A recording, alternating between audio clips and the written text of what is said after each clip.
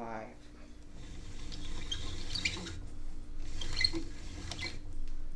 Hey everybody, it's been a minute, I know. And I'm a day late and a dollar short on this one. I wanted to get this out yesterday on Columbus Day, but I didn't start writing it until yesterday morning and I finished yesterday evening, so I'm doing it today. But here we go. In 1492, Columbus sailed the ocean blue. Most of us know that from a folk song or a children's nursery rhyme. It is, at least in my view, the date at which modern history begins. Everything changes. Whether you prescribe the notion that Columbus discovered America or that the Taino discovered a European lost at sea, it doesn't matter, because that's the date where everything changes. October 12, 1492. I don't like to quibble with the word discover. I like to think I discovered a bathroom shelf underneath my sink in my apartment, but I digress. I want to back up a little bit because the world was already getting much smaller. Constantinople had recently changed its name to Istanbul, and thus severing the Silk Road. A new route to India and China had to be found, and the universe is a cosmic paradox, both expanding and contracting at the same time, and the world got small quickly. It simply had to expand. The Portuguese had a head start with the exploration and exploitation of Africa as she rounded her horn, and a new route to India in search for sugar. They were already using African slaves to grow sugar on the recently conquered Canary Islands. Spain had to find another way, and they did. And we all know the story. He had 3 ships and sailed from Spain. He sailed through sunshine, wind, and rain.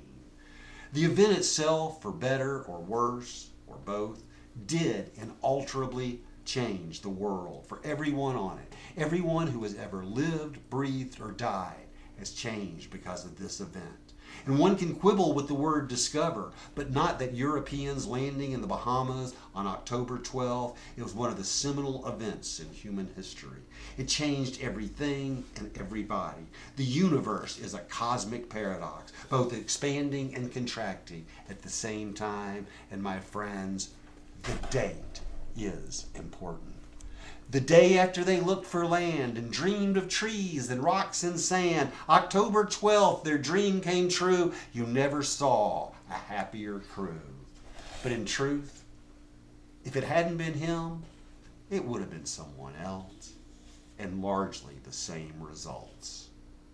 Which is why I don't like vilifying him specifically. As for the man and why he is so enormously celebrated in the USA, the truth is, he is not. It is a myth that is celebrated, an icon, albeit a false icon, a false idol, a false American idol. During the American Revolution, what would later become the USA needed a non-British hero to rally behind, and Columbus was plucked from obscurity. It is the reason that our capital now sits in the District of Columbia. And later, around the 400th anniversary in 1892, coincidentally following a wave of Italian immigration, his popularity soared. Suddenly, Columbus was everywhere. The Columbian Exchange, cities, towns, streets, Columbia University, even the country Columbia was named around then. But the origin of that popularity, too, has been dropped from history. In the late 1800s, Italian Americans fleeing economic hardships began migrating to the U.S., primarily to New York and New Orleans. And in Louisiana, their rapid rise to prosperity prompted an ice-style roundup of Italians, which led to a mass retaliatory lynching of the most prominent Italians, even after a jury had found them innocent. It ranks as one of the largest mass lynchings in U.S. history, and there was worldwide condemnation. Italy pulled its ambassadors from the country and threatened to put battleships at the mouth of the Mississippi. And to appease the Italians, President Benjamin Harrison paid some reparations to the families of the victims and told them that they would give the Italians their own special day. We would call it Columbus Day.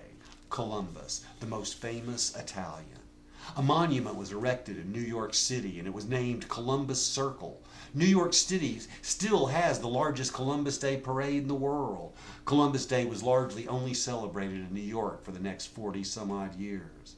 In the 20s, the Klan's anti-Catholic paranoia and about a Protestant genocide performed by Catholics was ramping up and continuing into the 30s.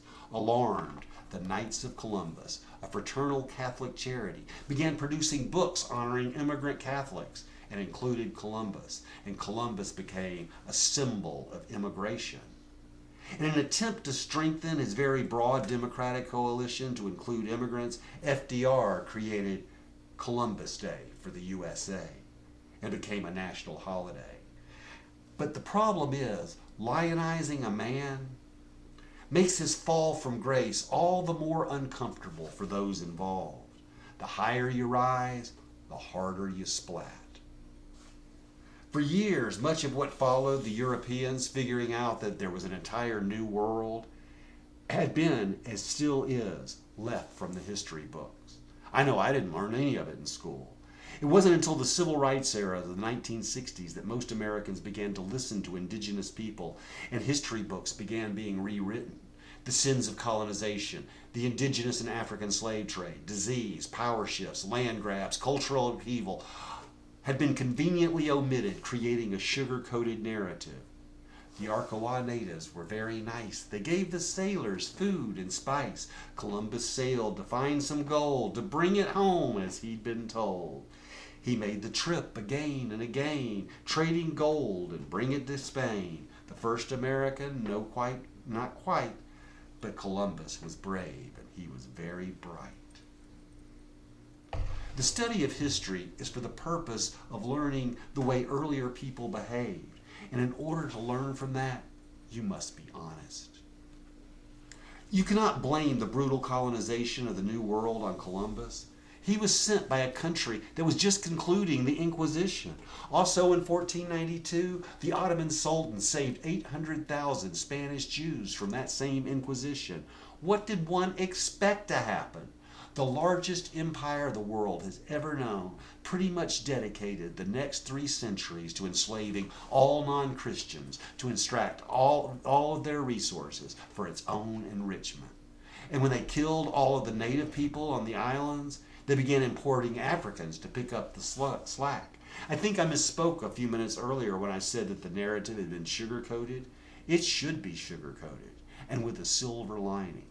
The life expectancy of a slave on one of those island plantations farming sugar was about 5 years.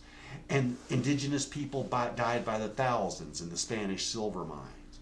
You can't blame all that on one man, but you can blame it on mankind. The world was, and still is, a very brutal place. And what's U.S. America's part in it? Comparatively small when you look at the Spanish, French, British, and Dutch. And what's Columbus's role in it? Even smaller. Like most all Europeans of his day, when viewed by today's standard, Columbus was a real SOB. Columbus Day had almost nothing to do with him, so the name should simply be changed. It is arguably the most important date in human history, perhaps not the best one to honor immigrants. America's first immigrants, the Spanish, were, in the words of our presidents, some very bad hombres. And I find it ironic that President Trump is simultaneously rounding up Hispanics with masked armed men while honoring the very same men that he led there that led them there in the first place. Talk about illegal immigration.